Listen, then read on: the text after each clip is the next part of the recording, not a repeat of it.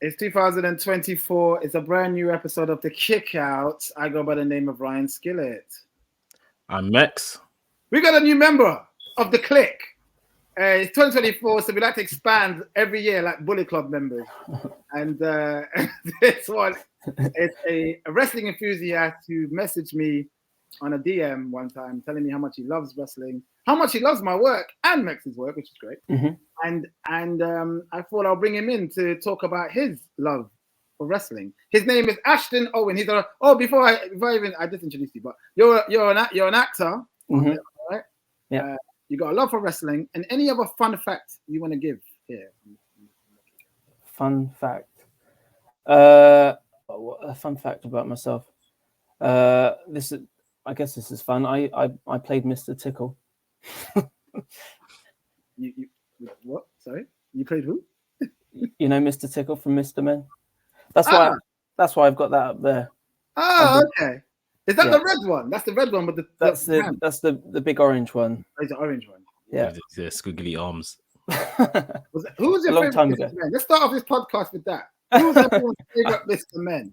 Mex, I'm going to you first. I think I don't know if the name is correct, but I'm sure is it Mr. Laugh or Mr. Laugh. Giggles or something like that. Yeah, Little Miss Giggles. Yeah, Mr. Little Miss Giggles. Was, That's what I'm thinking of. Yeah. what was yours, Ash? Mine's Mr. Bump. Mr. Bump. Yeah. I think mine was Mr. Lazy or Mr. Greed. This looked cool, you know. You weren't expecting me to say this, were you? No, I was not. No. They should do a Mr. Men film though. They're making films of everything every day these days. Barbie, Minecraft is having a film. You might as well make a Mr. Men film, make it work. How was everyone in 2024? And how was your love for wrestling going in 2024? I'm gonna start off with Mex. Mex, you're kind of now a seasoned veteran in podcasts now. I see the boy turn into a man within years. And now people you're in a position now which I knew you would be, where people are asking you for help and people are asking you for advice and how to get involved in the wrestling podcasting game. And you are someone that carved your own lane of people influenced by your work now. So how has that journey been for you since you started? Which you started when, 2018? 2020 is when I started. 2020? Yeah. I keep thinking it's like late 2018. Okay, so 2020 you started, which was really a good time because a lot of your content would have been seen during the pandemic where everybody was at home. And I still see that shine in you. I still see that bright light. I still see that love and enthusiasm. You can see with me, I've had some battle scars since I started. I've got a bit jaded, but people like Ash have said kind things to make me want to get back into it again. But how has it been for you? Like the non-stop, consistent work that you do, which I really commend, by the way, because I didn't do that as much as work as you've done. And how are you feeling about wrestling as a whole today? Yeah, it's been a journey. I think what I did was I came out firing when I started. I was really determined, and you learn things within the industry, and I was still trying to find myself in terms of, do I just want to be a quote unquote YouTuber? Do you want to do journalism? Do you bump into certain people, you hear certain stories, you try to find what will work best, what you can make a career of, what also pays well, and what you enjoy doing, and trying to mesh everything together. But right now I'm just kind of back to that place of hunger and determination, and just trying to make the most. I think I'm gonna do a lot of work this year in terms of just making content for myself and hopefully for other platforms. And obviously I'll link up with the Wrestling's boys, and we have the podcast over there, and I'm very heavy into myself and Anafi, like producing like brand new content away from podcasting, like regular podcasting, and actual kind of TV show-esque kind of productions that we're doing over there, just to try to present our the same conversations we have in different ways. Sorry to cut you as well. Can I just say how talented Anafi is? Like, he's a genius. Give it a round of applause. He's a genius. He's a genius. Honestly. His Foolish Professionals set up with his I can't remember his right hand man name. Eddie. Them two. the fact that the stuff that they do and it's just them two, it's crazy. And to have your brain involved in that, that's a win-win, man. So yeah, keep pushing, man. That'd be great. Yeah, thank you, man. So yeah, it's just to just keep going and really, really push. And I think with my own kind of wrestling journey, I've been enjoying wrestling a lot more so in the last year or two. I'm joined by the little one. So yeah, he's cashing in. He's cashing in.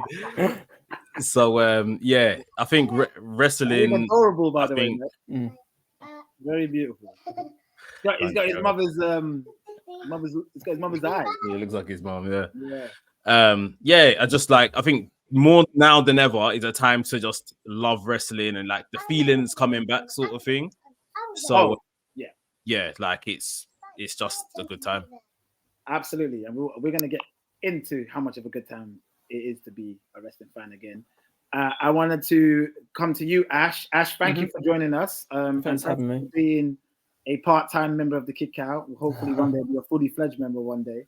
Tell me about yourself, your origin, your love for wrestling. How did that start?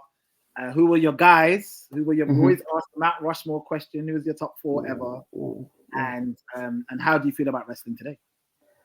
So I guess I got into wrestling. I watched wrestling loads when I was in primary school, but I didn't have Sky. I'm of the generation where it was on free TV and then it just disappeared. And then you had to have Sky. My family couldn't afford it then.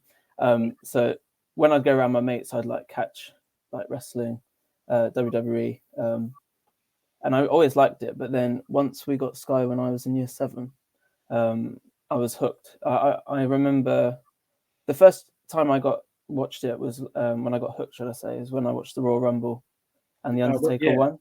Yeah, 2007. When Undertaker won? Yeah. And I just I hadn't watched it like a full pay-per-view before. I hadn't watched a full event before. I'd only watched like matches. And I don't know, as a 10-year-old, I thought the Undertaker was badass. That's so interesting to me.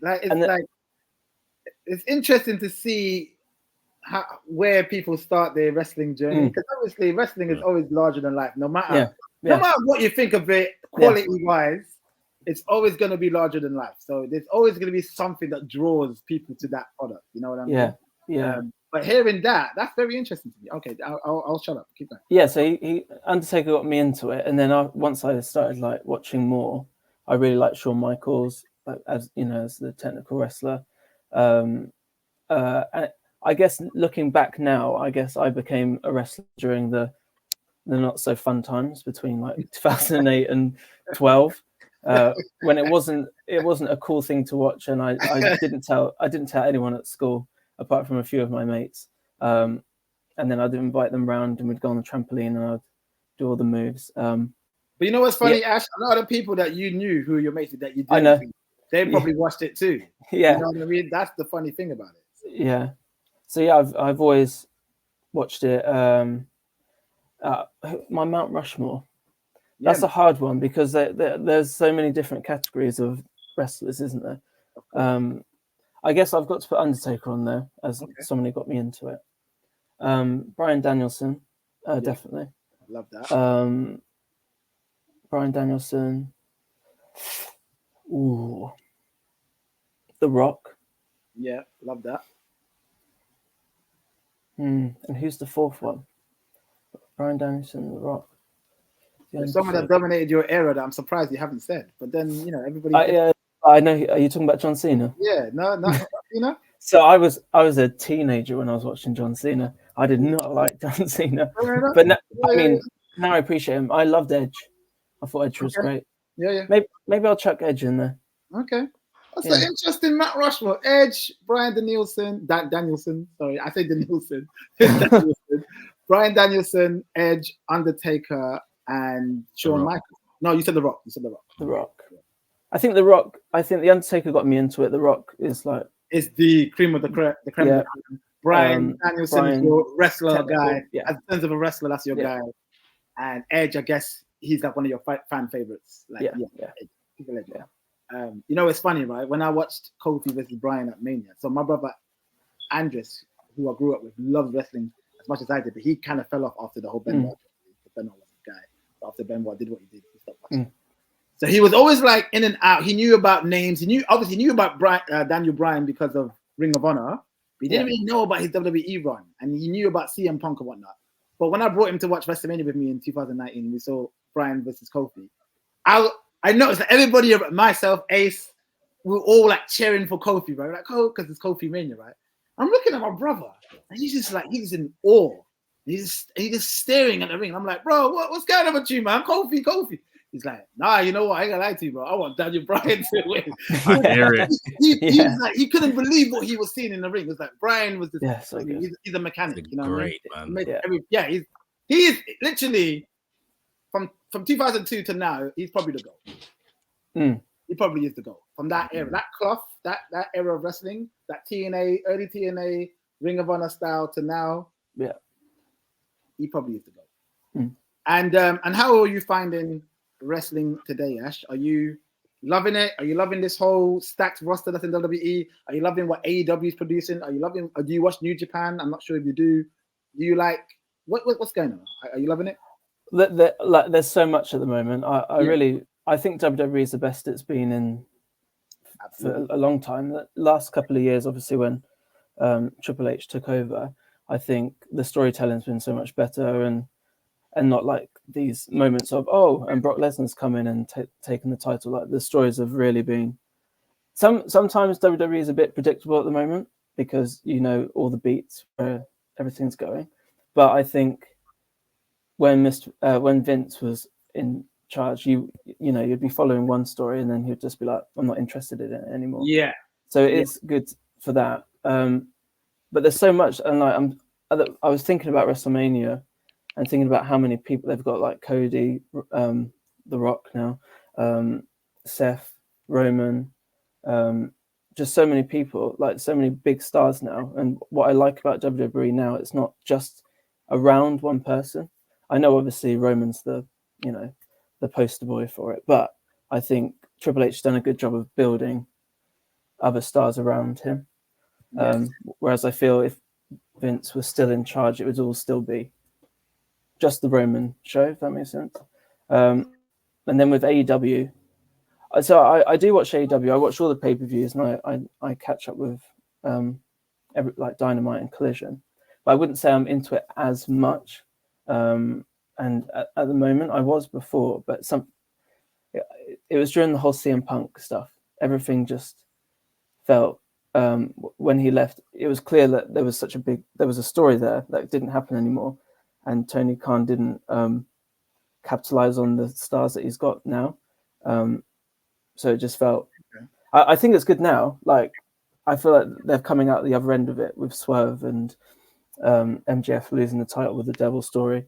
But New Japan, I don't watch. I haven't watched much of that. I never know when it's on. I wake up and there's loads of news about it. And I'm like, I've missed that. Like Dolph Ziggler's in New Japan. You're on stage when New Japan's on, basically. Yeah. Performing. Yeah. Highlights is already finished. Like. Yeah. We're gonna dig deep into some WWE and what's going on, and we'll talk about WrestleKingdom next, if you don't mind. Talk a little bit about that. But let's quickly talk about AEW first. Since CM Punk has left, Mex, how are you finding the product? Do you think they've stopped? Obviously, it was a bit of a big blow. And a lot of things had to change. And obviously, they've had a lot of injury worry to some of their main stars as well recently. But do you think they're on their way back in 2024 to being back to as great as they were a few years ago? Yeah, I think the last 2 years for AEW has been a bit of a funny one. Like, they came out the gate, everyone's very interested, shiny new toy kind of syndrome. They had the hard time of the pandemic to contest with, but they've done a pretty good job to stay afloat and still produce a really good wrestling show at that time when it's hard to watch wrestling. The last 2 years have been a bit of a mess, probably largely caused by CM Punk. But especially with the Continental Classic tournament late last year that ran for the last 6 to 8 weeks of last year. I think that really kind of got them back to their roots, as opposed to just pure wrestling, giving us these one-time matchups, giving the people time to go and really just showcasing ability. That's what the show was always meant to be about. They said that they were the alternative. They said they were going to have a more sports presentation, and this was arguably the first time we had seen that in about 2 to 3 years. So they've done a really good job to kind of bring people back in. They've had one Dynamite show since this beginning of this year. And I'll say that show was very good as well. Simple, straightforward stories are being told. Wrestling is at the core of it all again.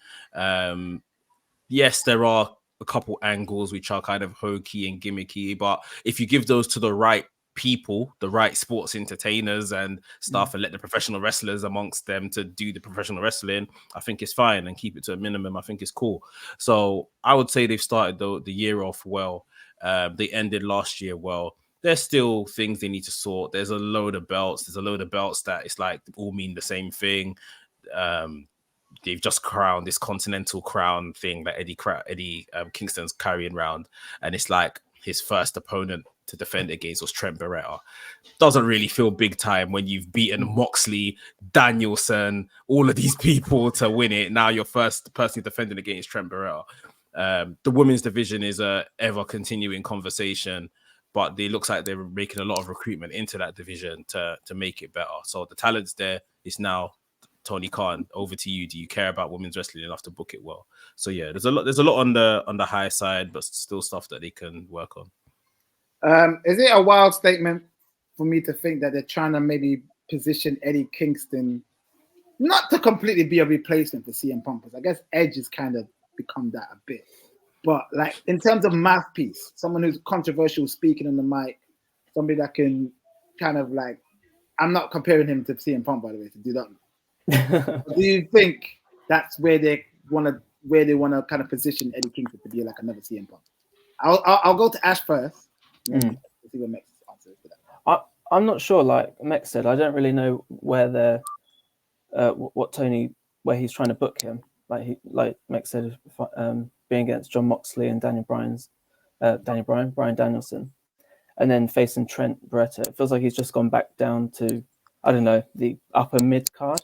So I don't really think that he could be the next CM Punk for AEW, because he's got the fans, he's got the crowd behind him. It's just a shame that he's not being pushed up a bit more. But I think, I don't know, in my personal opinion, I feel like Tony Khan, even though he's bought Ring of Honor, he doesn't see Ring of Honor like on the level of AEW. So to me, that him being the IRH champion just symbolizes that's where Tony Khan sees him, if that makes sense.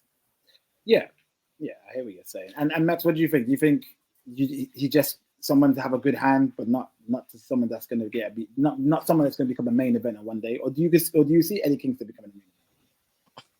I don't know. Like, I feel like he's had times where he's had more momentum behind him than he currently has, when you feel like, okay, maybe he could ascend to the world title. But, right now you could argue he's on an audition for a world title. He's got, the Ring of Honor title, this Triple Crown, the New Japan Strong, and the Continental Classic belt, whatever they're calling it.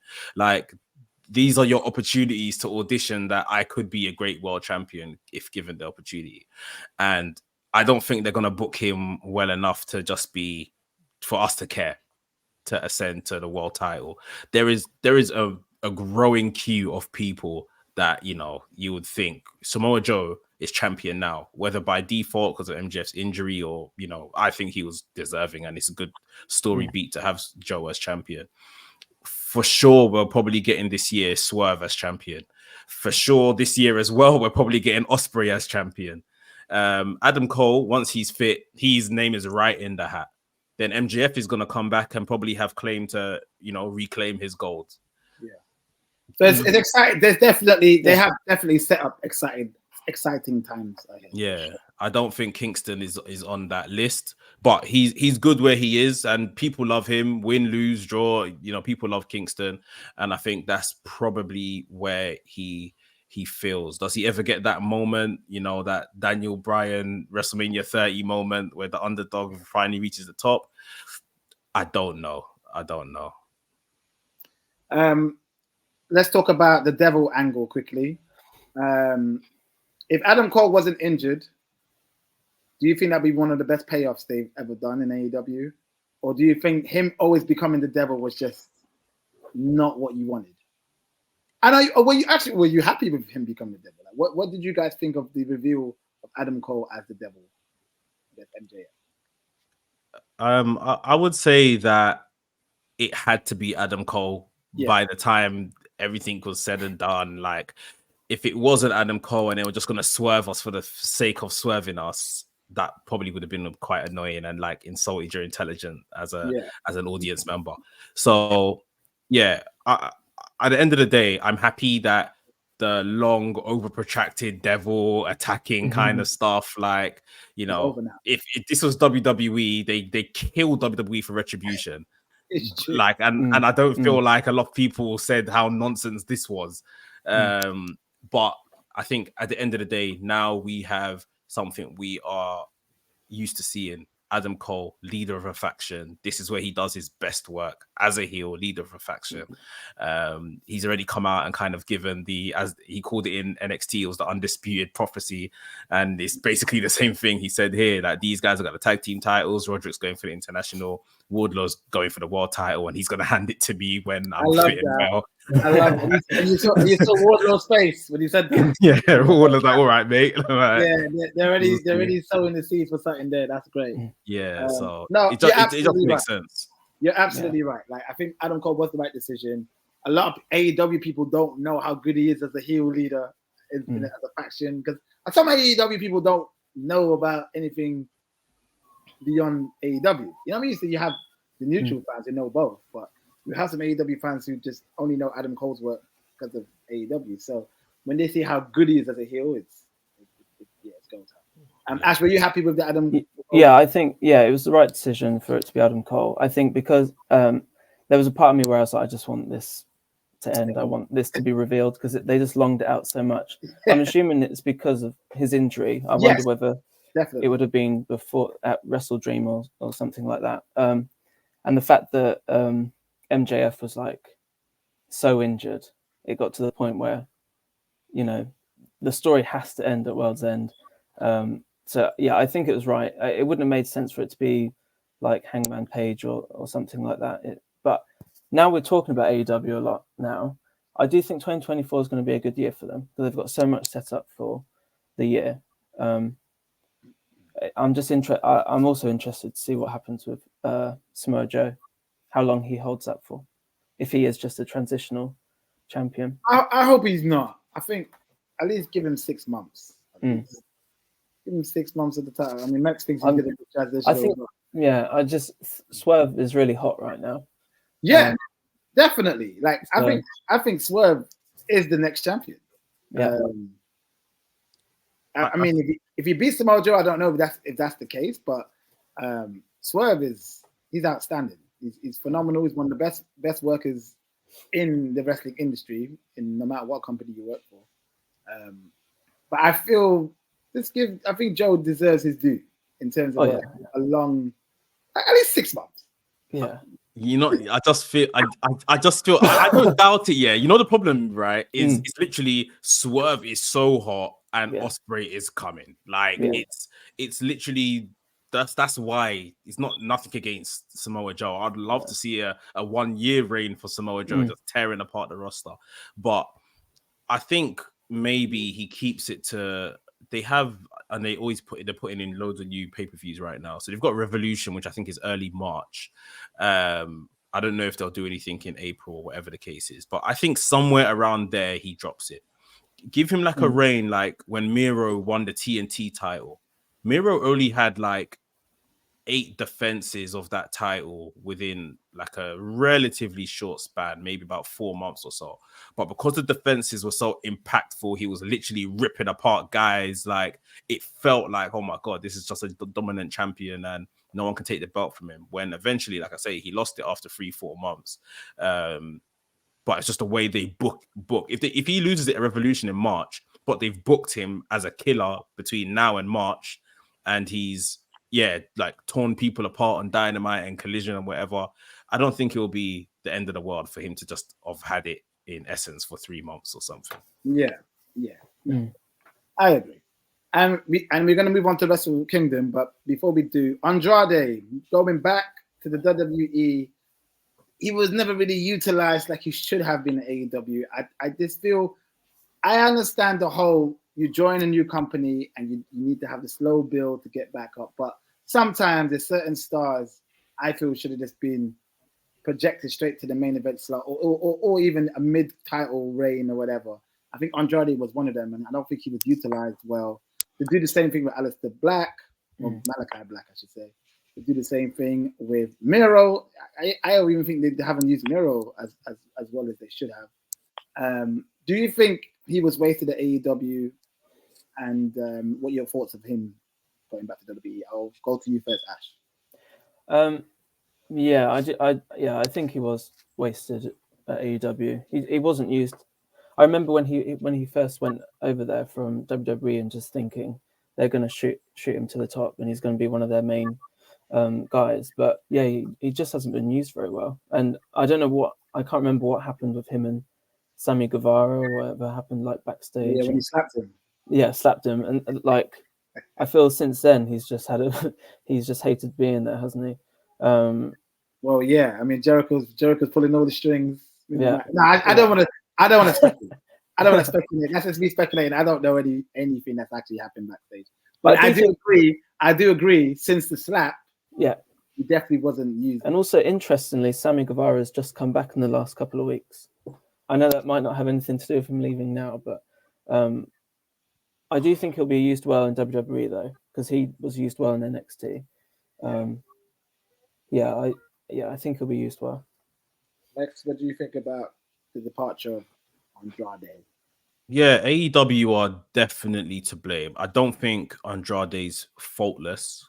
I think you can't come into these companies and think, I was at WWE or whatever the case is, and think they're gonna, roll out the carpet for you. Especially where there was a lot of similar talents. You mentioned Malachi Black, Miro, all of these kind of same level of talents, guys that hadn't been anywhere and been like the super top guy, but we all know they can wrestle and be brilliant. They all came into the same place together, so there was always going to be like congestion around that upper mid card. You got to take your opportunities. You often didn't. Yes, there was injuries as well. Yes, AEW have to play a part by, they didn't really book him well at all. So yeah, there was just a lot of kind of mixed things. He's gonna go back to WWE where he's comfortable, where his missus is. And I now hope he really pulls his finger out. Triple H has shown immense faith in him in the past. Brought him in, made him champion of NXT and everything like that. So, if he plays his cards right, he could have a similar ascent, although, of course, the main roster crowd is different. He needs to take his chance. And talking about Andrade, I think Miro as well. I was watching it at Wrestle Dream and I thought, whatever, this match is kind of nonsense in terms of outcome. Like, they've just forced this story just to do this. Andrade is now going into the sunset. Miro, you're now left here with your wife. This is, I guess, the pairing you guys are used to. You're next on the chopping block if you don't kind of get things together. And Miro, there has been reports in the past of him rejecting creative ideas. He doesn't want to job out to certain people and stuff like that. Like, you can't. Yeah, that's nonsense. That's on nonsense. TV right now. So that's you got to get it together. Otherwise, you're not gonna be great, and you're gonna have to carry your tail in between your legs, asking for your job back elsewhere as well. So I want both men to do well, but obviously in their respective companies. No. That's why I like you, Max. You're not on the bias nonsense. You call out all parties. Bro, my dad owns none of these companies. If my dad owned these companies, I'll be invested in one over the other. But my dad don't own them. So let's call it as it is. You know what I mean? Like, and absolutely, what you just said there was spot on. Like, I understand some frustrations must be a part of the whole. I don't want to job to this person, but at the end of the day, it's still unprofessional, and you still don't want to help a whole backlog of people who ain't got nothing to do with how you're feeling. These people just need help to get to the next level too, and how people did for you when you were Rusev. So, and I get it. It's frustrating and you're not getting used right, but yeah, it's the whole not wanting to work is not helpful either. So. Yeah.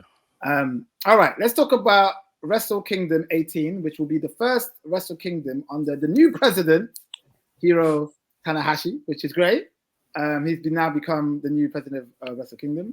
And he obviously wrestled in the card as well. I don't really want to get into the whole card because I'm going to be honest. I feel like WrestleKingdoms these days has become repetitive. Yeah, like it's same old now, man.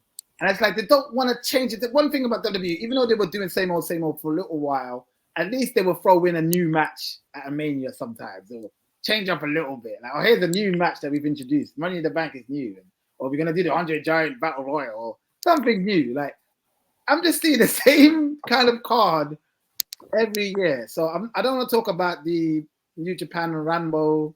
I mean, there was a tag team match. You know what? I'm going to be honest as well. I haven't watched New Japan for a whole, I think since 2022. I didn't even really watch any of 2023 New Japan. So I know that TJP has now got a new gimmick where he's got like some sort of.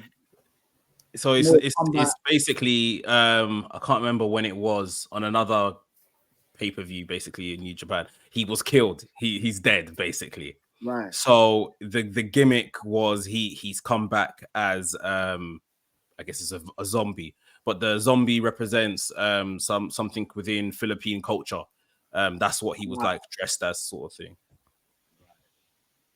Let's skip that. Hiroshi Tanahashi defeated Zack Sabre Jr. for the NJPW World Television Championship. Max, what do you think they are doing with Zack Sabre Jr.? Because like he's been at New Japan for years and he's always putting out classics. He's always great, but I just don't think, even though he's won titles and stuff, I don't see him as a bona fide star like he should be, in my opinion. I think his time is coming. I think this is literally it. I laughed my head off watching Wrestle Kingdom last Thursday morning because, like you said, Tanahashi's just become president. And what did he do? First course of action, he booked himself to win the TV title against LSJ. I was laughing my head off. I said, you guys are all the same. The minute you get power, you book yourselves to win. But I once it settled down, I thought this is it for Zack. Like, I think they are positioning him to now be the next top gaijin, the next top guy within New Japan that's not Japanese sort of thing. So I think they are moving him up the card. Maybe it happens still in another year's time or whatever, but they've cleared the deck of those top level gaijins, and Zack is, like you say, is the one that's left. Whether people perceive him as some of those other previous names, AJ Styles, Kenny Omega, Jay White, that's another question. But in ability, he's there in spades. So I think this is what Tanahashi aimed to do with this. Call me crazy. I'm gonna go straight into the Tama Tonga match with Shingo. Call me crazy. Was this the best match on the card? Because I thought it was, but I know it's only 12 minutes long, and then you had the whole. Shingo's brilliant. 100%, bro. 100%. Shingo is a phenomenal wrestler that this company, I don't think they respect him because he's not like one of their own, because he wrestled at Dragon Gate and maybe some other places. I don't know why he's. Am I right in thinking he's a former champion? Yeah, he won the championship during the pandemic. That's what I was thinking. And since people been outside again, it's like, you were just like our pandemic champion. Like, bro, he's crazy, bro. He's one of the best wrestlers I've ever seen in my life. Yeah, he is. That's the thing. He is incredible, bro. But yeah, he obviously wrestled that match against Tama Tonga for the open weight title. Last year, he won the, what do they call it? The King of Something Championship, which is basically it was a pre-show match where he won a title. And it's like, Shingo on the pre-show, what are you lot doing? It feels very vindictive, like why they aren't pushing him, sort of thing. Weird, bro. It's weird. Yeah. That was a great match. Tama Tonga finally wins the Never Open Weight Championship. I saw your tweet, Lex, and you mentioned that it was looking like Tama Tonga was about to leave New Japan. Is that true? He's leaving. He's leaving at the end of the month. Yeah. So it's very strange booking. Why did he win the title? And now he literally said in the press conference after the match, like, this is the end of his contract. I think he might have some other dates this month, but by the end of January he's leaving. He's been obviously in New Japan since 2010 or something like that. He's been there a long time. He's been there longer than that. Yeah, see, so his family, he wants to go back to his family. He probably wants to get some type of deal within a company in America. Come WWE, Tama. Don't go AEW. Come WWE. Yeah, you'd be great there. But you'd be great in AEW too. I think allegedly they wanted him last year or so. So WWE? Yeah, so I'm guessing that's probably where he's gonna land. Bloodline?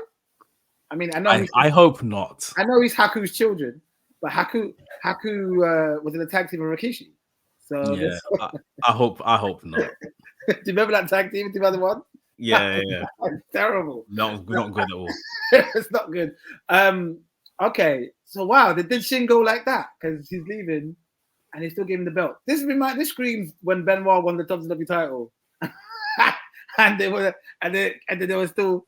He was like, he already gave his notice to go to WWF to leave, and then he beat Sid for the title, and he was like, "What's going on here?" And then Kevin Nash and all of them, "Oh, you're the truth, Benoit." No, man, let the man go. All right, Gorillas of Destiny. Wait, hold on. It says here, I remember this match. ELP versus Hikaleo, versus who was so it? Are they called Gorillas of Destiny now? I guess that's their splinter faction off of Bullet Club. Oh, okay. But they won the titles, didn't they? They won the IWGP tag titles against Goto and Hashi. It was a good match. They're getting. I think that what's his name? Hikaleo. He's getting better. Yeah. I remember when he first came on the scene, I didn't rate him. He's getting better. Likewise. And El Desperado, which is a bad boy wrestler, by the way. He defeated Takahashi. Yeah. Junior heavyweight. That was a good match as well. But I have to admit, man, like some of these matches, I do love New Japan. I grew up watching New Japan, so I do love New Japan. But I feel like some of these matches, they just take me out sometimes. And some of the characters as well. Like, I think New Japan did a really good job of rebranding their brand to have more larger-than-life characters instead of just technical wrestlers. Yeah. But some of these characters today, I'm just not. There's nothing about you. Like, you're a good wrestler because you're gonna be a good wrestler because you work for New Japan. Like, these two just dominate the junior heavyweight division. If you go look at the WrestleKingdom card last year, this was the match. Hiromu won it last year. Hiromu win it the year before that. It's just same old. So for him to walk into WrestleKingdom this year as champion and drop it to Despy is actually something different. Right. But it's still the same guys involved, sort of thing. They definitely need to refresh this division and bring some new names in. I enjoyed this next match, the triple threat match between David Finlay, the son of Fit Finlay, Will Ospreay, and John Moxley. This was supposed to be initially Will Ospreay versus John Moxley for the IWGP Global Heavyweight Championship, but David Finlay attacked both of them, right? Or did he attack one of them? He attacked them. He attacked them both. He destroyed the United States, the IWGP United States title and the UK one that Ospreay was carrying around. And then they had to make this new title, the Global Championship. That's right. They had the triple threat match, which was brilliant, like you say. Finlay won it. Big up Finlay, man. Like he's a good, very good wrestler. He doesn't have. I don't think he has the technical ability like his dad did. But he's getting there. He's still young, I'm assuming. So he's getting there. But he's a good cat. One thing he has that his dad didn't have, he's got great character work. He can work as a heel really well. So this was a great back and forth match. Ashton, if you haven't watched it, I would recommend checking the match out.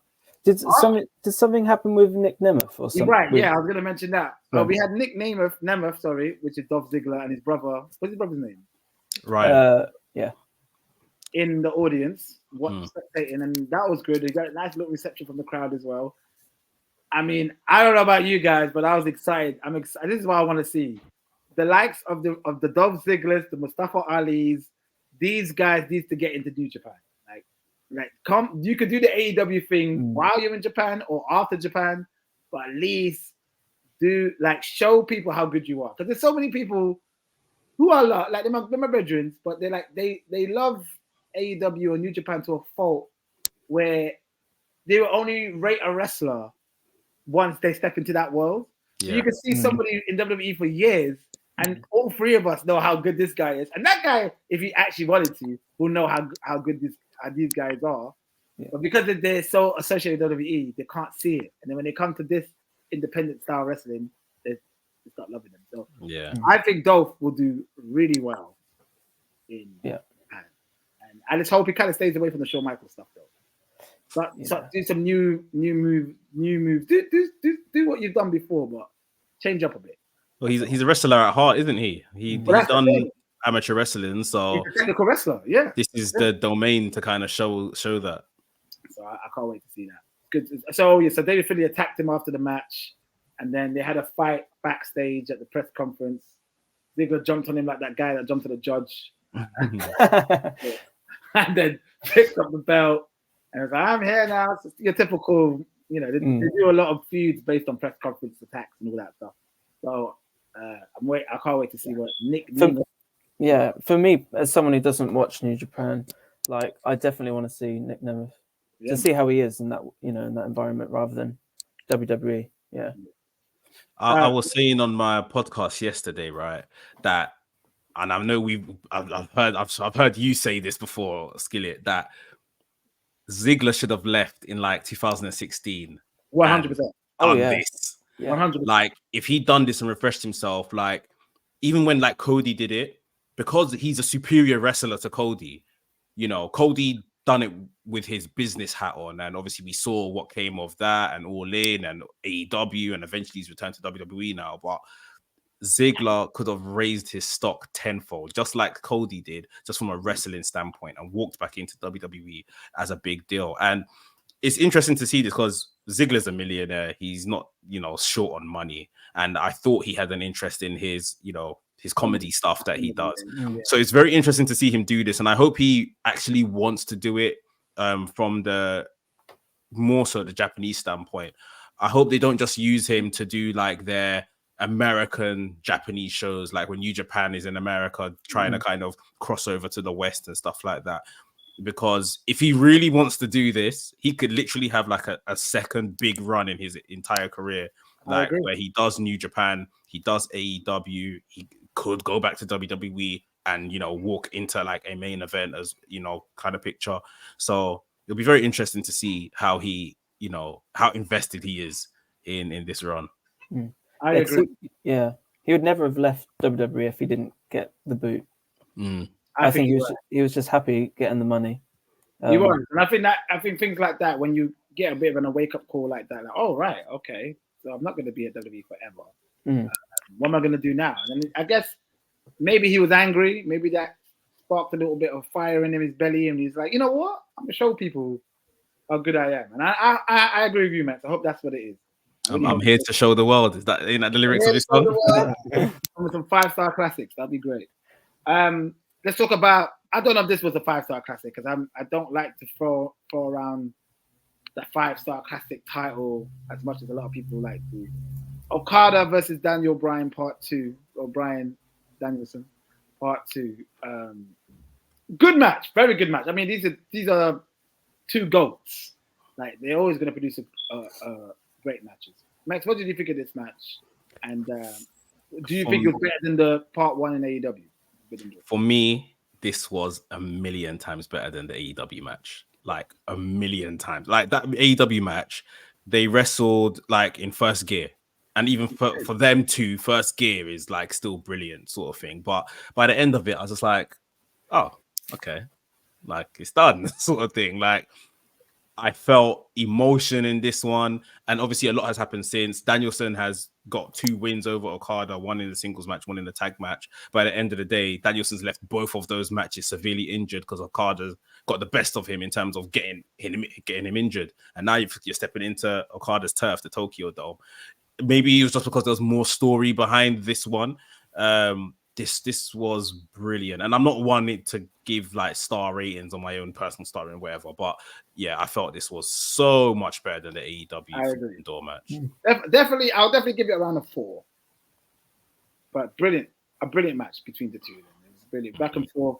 Brian was doing when Okada was taking off the eye patch and attacking his eye, and Brian bringing back the yes chant, and Danielson got the Japanese crowd to scream yes, like it was bad. Yeah, I could see a third one on the cards, right?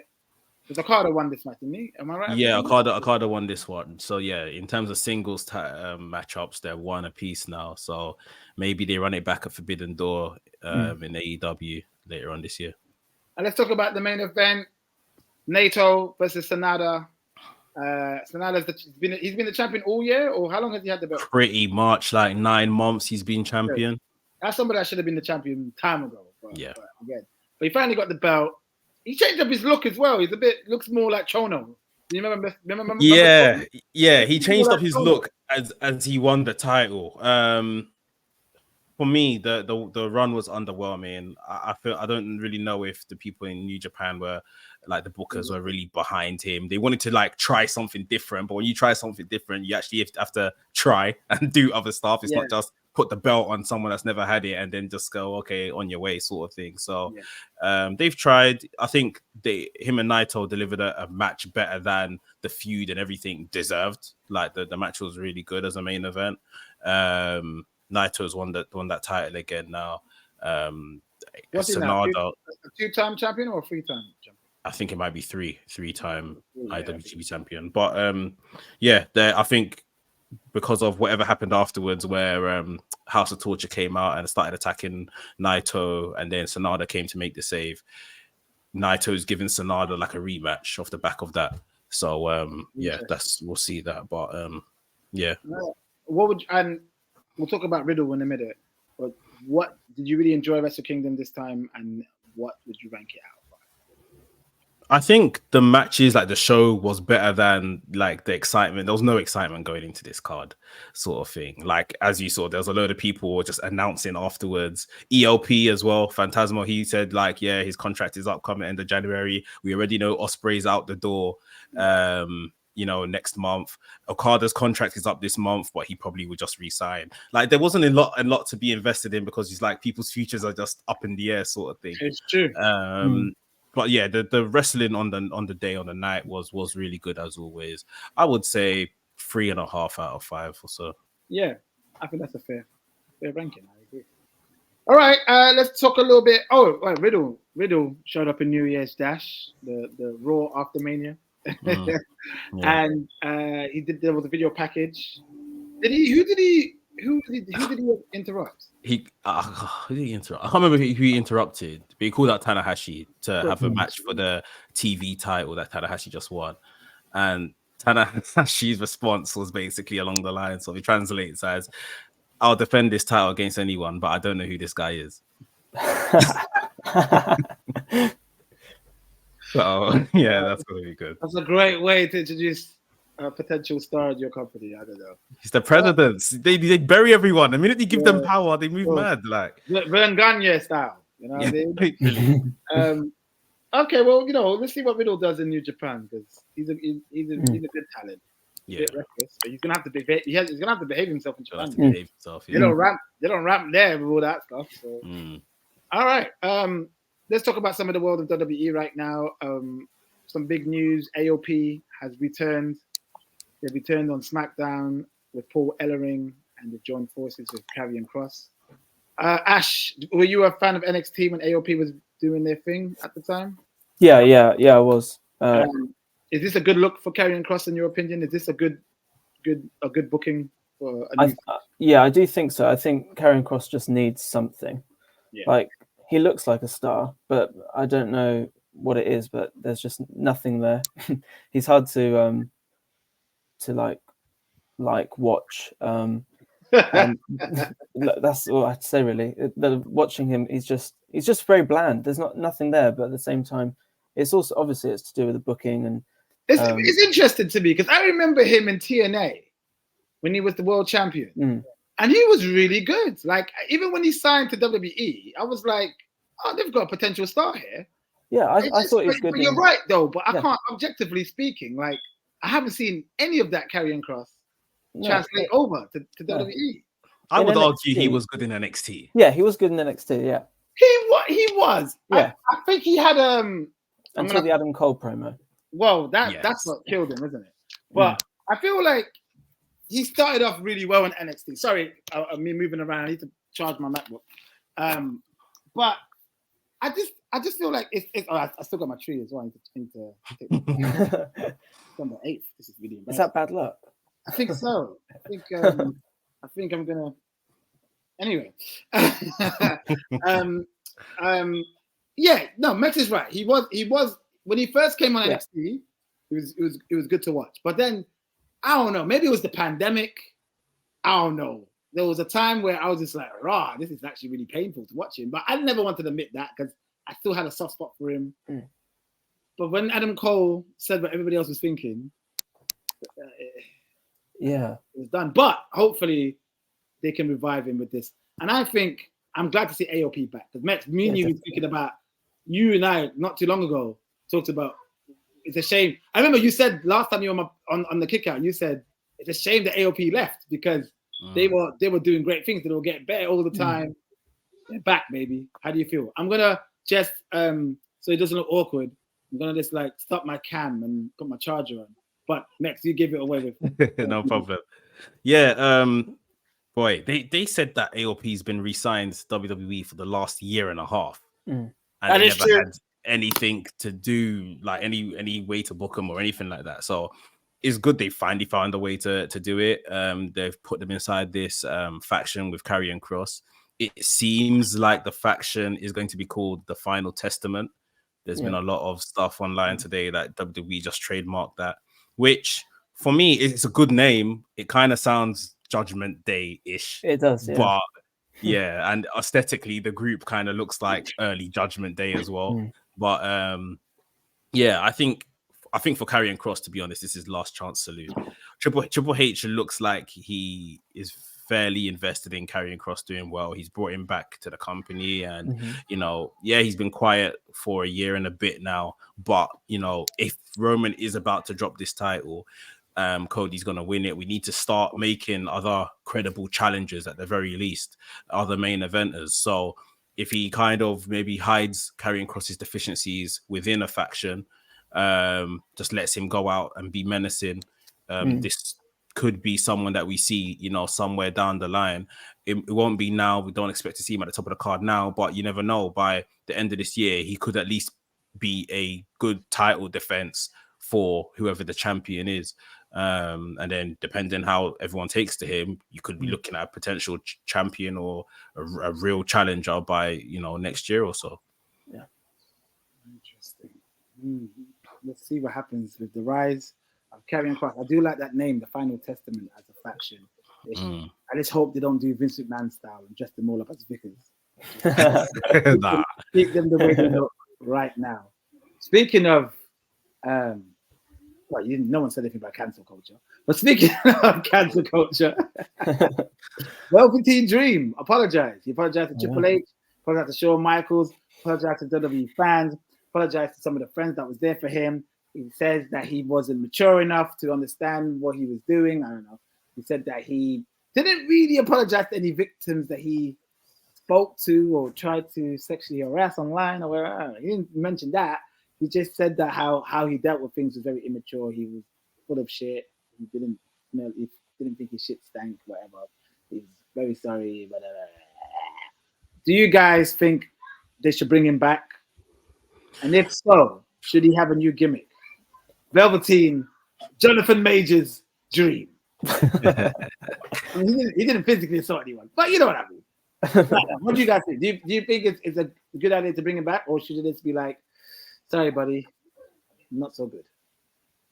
Ash, we'll go to you first. I there's just too much controversy about it. Like, I haven't even, to be honest, I haven't watched the video because of everything that came out about what he did. It's just not. I just don't think it's a good look for WWE, unless he, like you said, he didn't apologize. He hasn't apologized to the victim. So it seemed, I don't know. He didn't really. He apologized, but he didn't really adjust. He kind of went on like what he did wasn't what they tried to say that he did. All right. But Okay. the way he handled things and the way he was acting wasn't great, so he apologizes for that. That's kind of I'm not right about that, Max. That was kind of the apology, right? Yeah. You are. I think a lot of, and it would never be perfect because this is the core of the internet. This is the core of Twitter. Everyone would always have something to say. He didn't mention what he's actually apologizing for. Yeah. He apologized to people, like we said, but he hasn't actually mentioned what he's apologizing for. So if you just stumbled across this guy, if you're a new wrestling fan within the last 2 years, and you hear that this guy used to be a wrestler for WWE, and you see him now apologizing to all these legends, but why is he apologizing? So I guess some people have an issue with he hasn't actually mentioned what he's apologizing for, and obviously the apology should be as loud as the disrespect was and how uncomfortable it was for that victim. For me, do we need Velveteen Dream back? Listen, he was excellent. He was a time in history. He was brilliant. Yeah. Are we starving? Do we need to bring Velveteen Dream back? We don't need him. It's not like the company's in a downturn and it's like, okay, we have to kind of, throw a closed eye to certain things and bring this guy back because he'll change our fortunes. We've got a number of starlets budding in NXT. We've got more main eventers than we know what to do with right now on the main roster.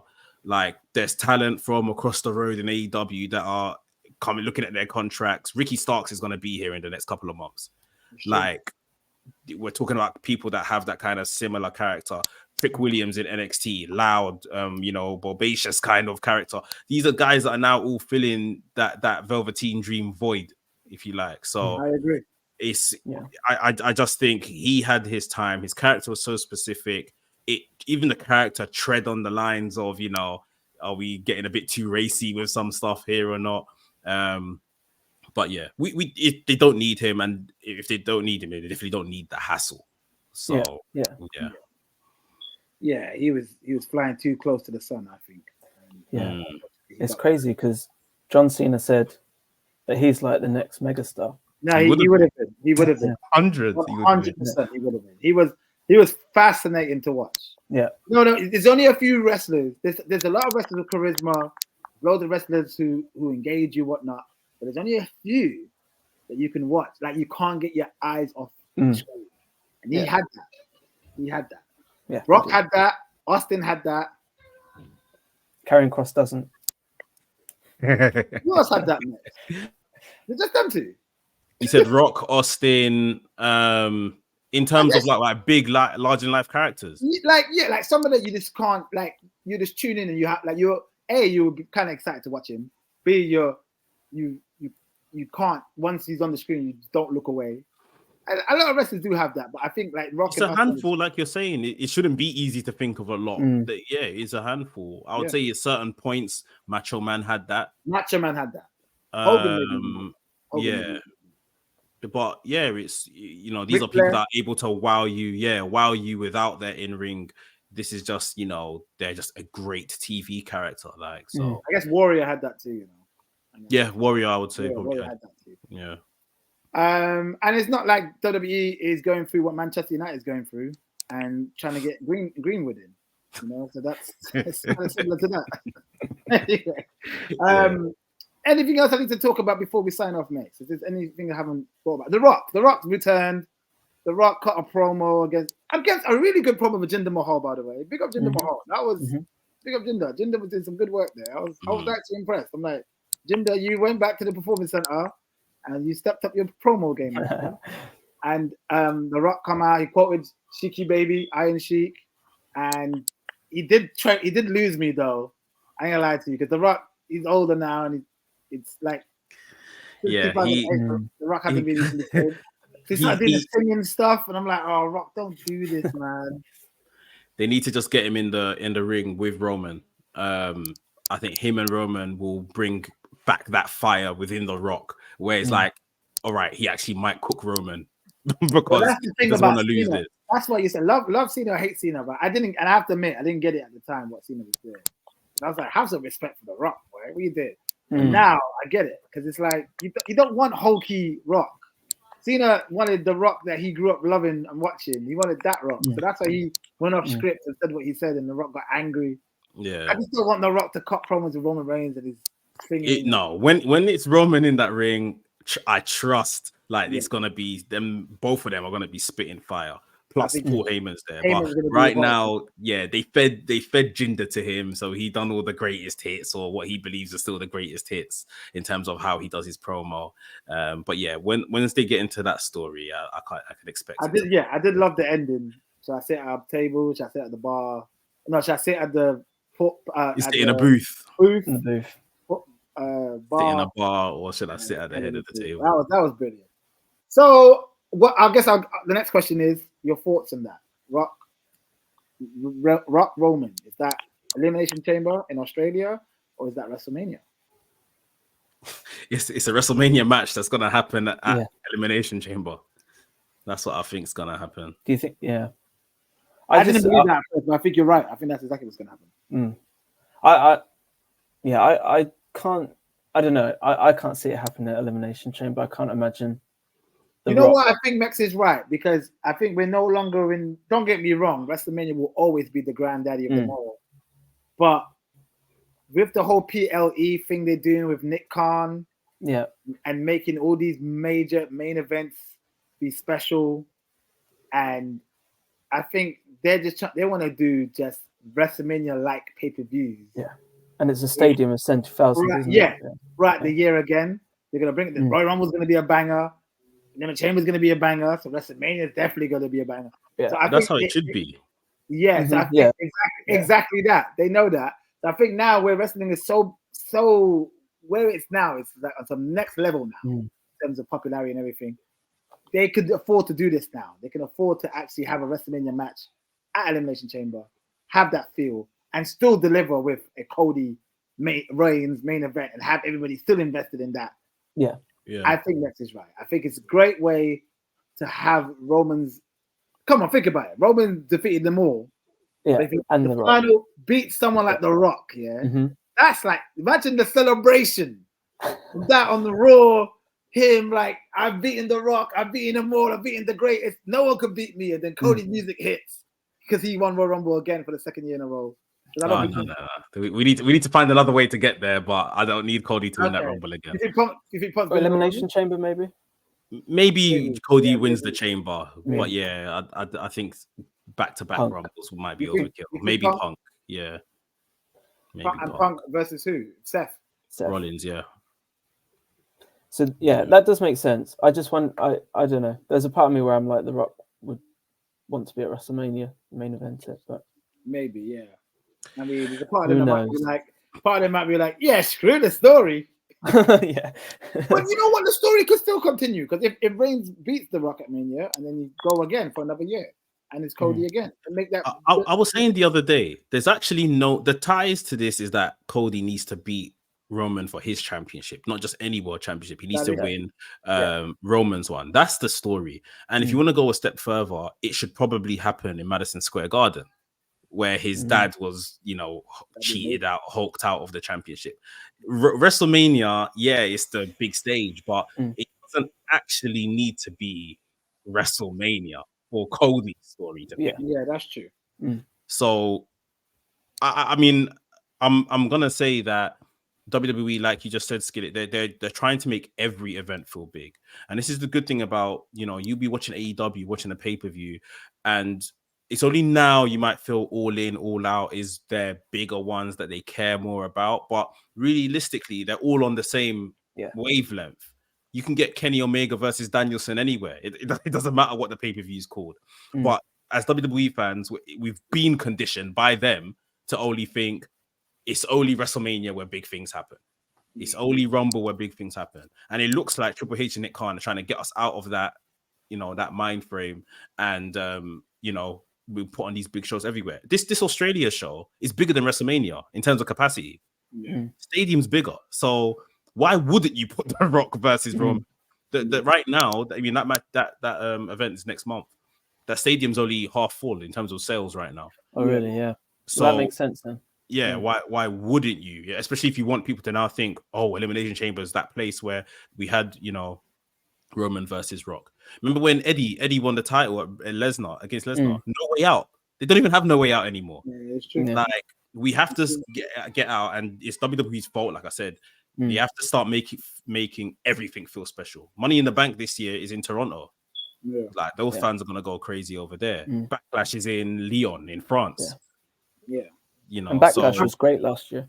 Yeah, in Puerto Rico. So yeah. Okay. Well, listen, it's exciting times. It's great times, and we're all going to be a part of history this year. And we're going to witness loads of great stuff with wrestling content, of course. Ash, thank you for joining us today, man. Yeah, thanks for having me. You gotta come on more often, man. Let us know. I'll throw out some dates when we will do any physical recordings and obviously online recordings. And where can people find you on the social media? If anyone has liked what you had to say today and like, oh, this guy's pretty, he's pretty cool. Where can they follow you? On Instagram, I'm Ashton_Owen, and on Twitter or X, whatever it's called now, is just Ashton Owen, then _. So we had the Golden Globes last night. Did you witness that? No, but I saw a few clips. Yeah. I think Robbie Downey Jr. won. What did he win? Best Supporting Actor for Oppenheimer. Yeah, and what's his name? Peaky Blinders guy. What's his name? Won Best Actor. Cillian Murphy. Cillian Murphy, yes, for Oppenheimer, right? Yeah. And The Bear. Have you watched the show The Bear? I haven't. I really want to see it. Brilliant show. That won an award for best. They called it best musical / comedy. Yeah, but if I'm honest with you, even though it has comedic elements, it's got no musical elements. As long as as much as it does have comedic elements, it's a really good drama. In my opinion, I think it's a drama series. Beautiful show. Disney Plus. Check out The Bear. Yeah, great cast, great acting, great storytelling. Do it. I will. Next, where can they find you on the social media, my brother? WrestleManiac UK on all social medias. And what is WrestleMania? What can we look forward to with WrestleManiac this year? I mean, you might not allowed to say a lot of stuff, but what can you share with us? I'm just doing more podcasting on my channel. I'm trying to get more into like Instagram stuff. Like I don't know what it is. I can sit in front of like a camera and stuff here, but like Instagram storying and stuff like that, holding my phone like this, I find it weird. But I'm kind of trying to get out of that funk this year and try to be just more generally social and just not when I'm trying to produce stuff. And then I'm doing like I say, making more kind of presenting wrestling in different ways on different shows and stuff on the Rest Things channel. So we got our tier rankings. We've got a new one that we're going to start filming very soon. And all the other shows that we'll do in the Guess Whose Song It Is, Rest Things House, all that kind of stuff. Bring that stuff back, bro. Big up Rest Things all day, man. I know they're going to have a prosperous 2024. And I think, there's a loads of new wrestling podcasters coming up. Big up to everybody who's emerging in the game. It's a slug, but keep doing what you're doing because you're going to do nothing but love it and great things may happen from it. I go by the name of Skillet. I'm going to sign up for everybody. Follow us at The Kickout Podcast, The Kickout, at The Kickout in all social media platforms. And we'll be back with some more wrestling shows. I don't know how to end that. See you later, guys.